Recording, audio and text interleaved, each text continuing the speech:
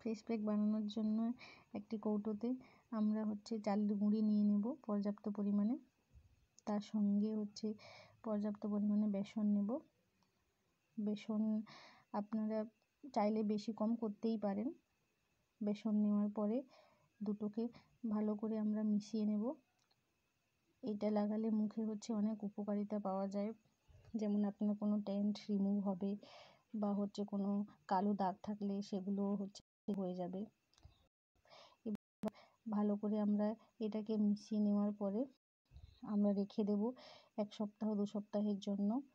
আমি বেশি করেই বানিয়েছি, চাইলে আপনারা কম করেও বানাতে পারেন।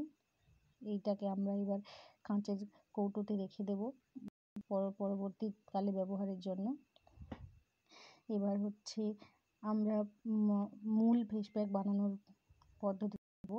এই কৌটোটা কিন্তু নিজেই ডিজাইন করেছি, আপনারা জানাবেন কেমন হয়েছে ডিজাইনটা।